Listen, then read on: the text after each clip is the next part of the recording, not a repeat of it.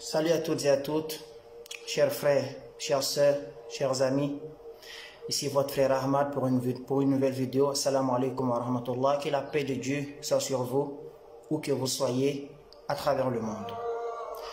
Mes frères, mes sœurs, comme vous le savez, parfois dans notre société, nous avons l'habitude d'utiliser des expressions ou bien des langages qui sont courants et auxquels parfois nous ne prêtons pas trop attention.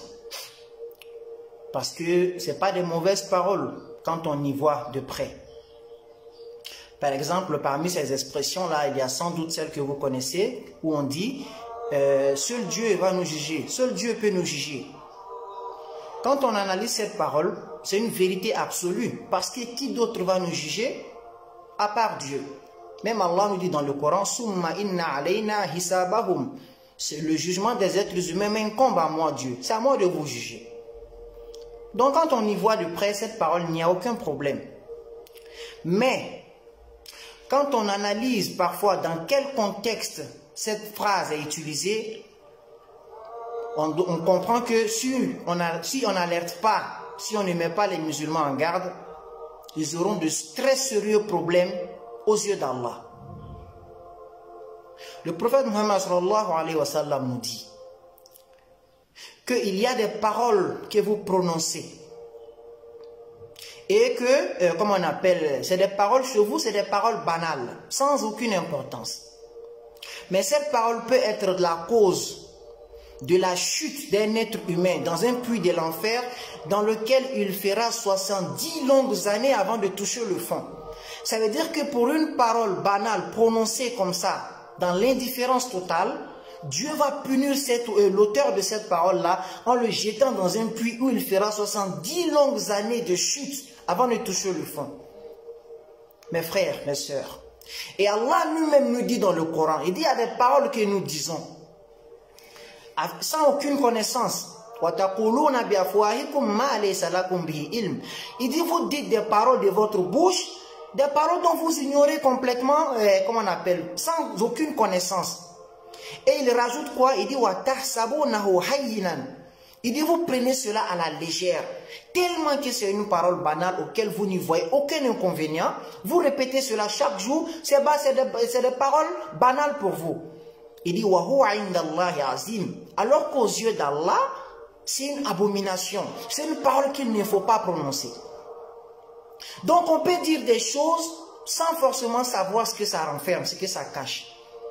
Quand vous dites par exemple, seul Dieu peut nous juger, dans l'ensemble, comme je l'ai dit, c'est une vérité absolue.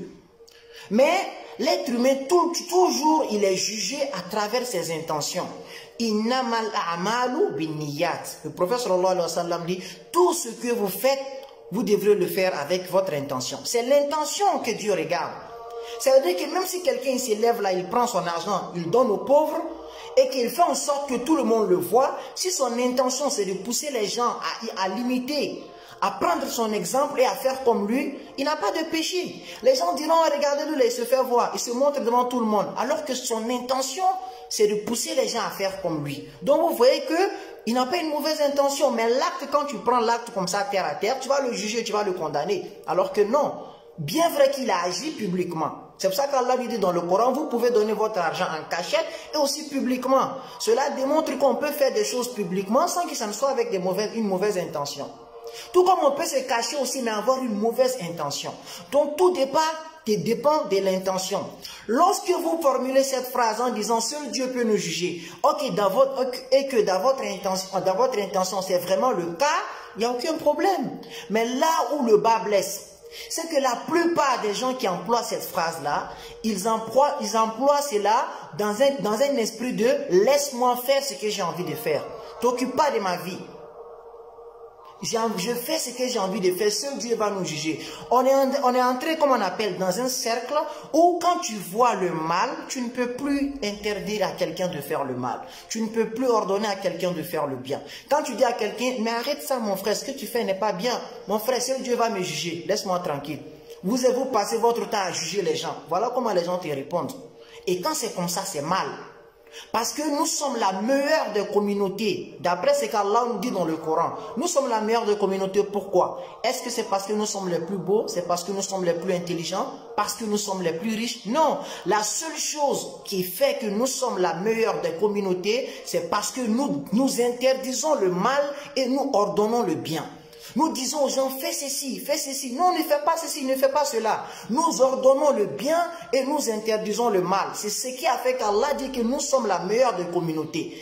Mais tu ne peux pas agir comme ça si les gens à chaque fois ils te disent, laisse-moi faire ce que j'ai envie de faire. Tu vas voir une fille, elle est mal habillée ou bien elle est en train de faire une chose qui est interdite par l'islam. Et quand tu parles, arrêtez de nous juger. Tu vas voir quelqu'un, il est en train de faire le mal. Quand tu veux lui parler, mon frère, occupe-toi de ta vie. Quand c'est comme ça, c'est mauvais.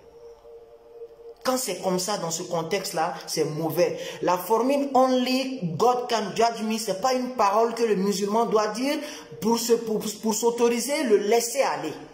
Ce n'est pas permis de faire ça. Normalement, en tant que musulman, quand quelqu'un te dit qu'une chose n'est pas bien, essaie de savoir si ce qu'il dit est vrai. Parce qu'il y en a qui abusent, il y en a qui exagèrent. Quand il te dit que quelque chose n'est pas bien et qu'il a des preuves tirées du Coran ou bien dans la Sunna, le prophète sallallahu alayhi wa sallam a interdit cela, ou bien des savants, parce qu'il y a des choses aujourd'hui qui n'apparaissent ni dans le Coran ni dans les hadiths du prophète, mais il y a un consensus, les savants disent que ça c'est pas bien. Quand les savants disent que c'est pas bien et que ce gars il te dit c'est pas bien, abstiens-toi parce que ça peut te causer de sérieux problèmes. Mais à chaque fois qu'on dit à quelqu'un, ceci n'est pas bien, occupez-vous de votre vie, vous aimez trop juger les gens. C'est Dieu qui juge les gens, c'est vrai. Mais, un autre détail que ceux qui utilisent cette phrase oublient, c'est que le musulman ne doit pas souhaiter sur lui-même le jugement de Dieu. Oui, oui, c'est Dieu qui nous juge. Mais il y a une invocation même qu'on doit faire. Allahumma adkhilna al-jannata bila hisabin wa la sabiqil azab. Le musulman doit faire cette invocation-là. Ça veut dire quoi? Seigneur, fais-moi entrer au paradis sans me juger et sans me faire passer par le châtiment. Parce qu'il y a des gens qu'Allah va châtier d'abord avant de les envoyer au paradis, tellement qu'ils ont commis beaucoup de péchés. Donc le musulman doit demander à Dieu de lui épargner même le jugement. Parce que le jugement de Dieu, il est dur. Le jugement de Dieu, il est sévère. Et le prophète sallallahu alayhi wa sallam nous dit, il dit, quiconque le jugement est fait, il sera châtié. Quiconque le jugement est fait au jugement dernier, il sera châtié. Le musulman, on ne le juge pas. On lui présente juste le bilan de sa vie. Voilà ce que tu as fait. On te dit, voilà ce que tu as fait. Mais à chaque fois, le prophète sallallahu alayhi wa sallam dit, à chaque fois qu'on te posera des questions, pourquoi tu as fait ceci? Pourquoi tu as fait cela? Tu ne savais pas que ceci est interdit, mais pourquoi tu l'as fait? Quand on te pose des questions, tu vas te châtier. Et toi, en tant que musulman, au lieu de demander à Allah de t'épargner cela, tu implores ça sur toi. Vous voyez où le degré, jusqu'où le degré d'ignorance peut amener l'être humain. Seul Dieu va nous juger, laissez-nous. Je fais ce que je veux. Je m'en fous, seul Dieu va me juger. Mais tu veux que Dieu te juge comment? Alors que lui-même, il t'a déjà dit que ce que tu es en train de faire est interdit. Dieu nous a dit qu'il va nous juger, mais est-ce qu'il nous a pas dit où est le bien, où est le mal? Dieu dit, moi j'ai montré à l'être humain le chemin. Soit il devient un être humain reconnaissant en s'éloignant des péchés, soit il devient un négateur, un non-croyant. Dieu t'a dit que le vol n'est pas bien. Tu vas voler et quand on te dit arrête, tu dis seul Dieu va me juger. Mais tu veux que Dieu te donne quel type de jugement pour ton vol si ce n'est la punition? Tu mens, on te dit d'arrêter de mentir. Tu dis seul Dieu va me juger. Mais tu veux quel jugement? Est-ce que tu peux avoir un bon jugement pour le mensonge? Est-ce que tu peux avoir un bon jugement à chaque fois que tu fais le mal? Non. C'est comme la justice interdit des choses. Nous savons que dans la société, il y a ce que la justice interdit. Et quand toi tu es en train de faire ça, tu dis seul le juge doit me juger. Mais qui va te condamner? Parce que ce que tu fais est mal, c'est interdit. Et bien c'est la même chose quand tu commets un péché et qu'on te dit d'arrêter, tu dis seul Dieu va me juger. Ce jugement-là ne va pas être en ta faveur. Ça va être contre toi, ça va te nuire, ça va te conduire dans des regrets et des malheurs. Donc, il faut faire attention à comment on emploie cette phrase-là. Si on emploie cette phrase-là dans notre cœur, en sachant que c'est Dieu qui juge, tant mieux. Mais si à chaque fois qu'on nous rappelle d'arrêter le mal, on dit seul Dieu va nous juger, parce qu'on ne peut plus nous parler, on est devenus des êtres humains rebelles, on fait ce qu'on veut, en ce moment-là, on est en grave danger. on doit savoir que cette parole-là aura de graves conséquences au jour du jugement dernier. Donc, c'était votre frère Ahmad. Partagez la vidéo pour que ceux qui ont l'habitude de répéter cela prennent conscience que c'est un danger.